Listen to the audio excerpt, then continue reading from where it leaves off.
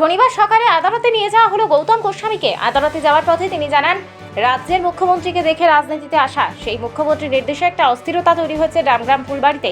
তবে মুখ্যমন্ত্রী অভিষেক বন্দ্যোপাধ্যায় এবং প্রশাসনের ওপর আস্থা রয়েছে বলে দাবি করেন গৌতম গোস্বামী।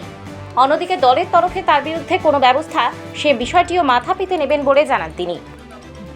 নিয়ে আসা দেখেন, মুখ্যমন্ত্রী আমাদের মমতা বন্দ্যোপাধ্যায়কে দেখে আমি দলের রাজনীতি করার জন্য আমি রাজনীতিতে নেমেছিলাম, মানুষের সেবা করার উদ্দেশ্যে।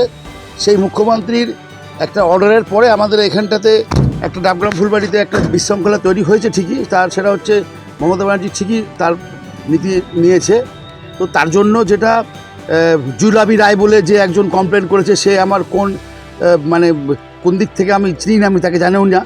তার একটা পরিকল্পনা, কি পরিকল্পনা, তার ভিত্তিতে আমাকে একটা থানায় ডায়েরি হয়েছে। আমি চিকিৎসায় বাইরে ছিলাম, চিকিৎসা শেষ হয়েছে, আমি আত্মসমর্পণ করেছি। এখন আমার অভিষেক বন্দ্যোপাধ্যায় আমার নেতা, মুখ্যমন্ত্রী মমতা বন্দ্যোপাধ্যায় এবং শিলিগুড়ি পুলিশ কমিশনারের উপর আমার যথেষ্ট আস্থা আছে, ন্যায্য বিচার আমি পাবো।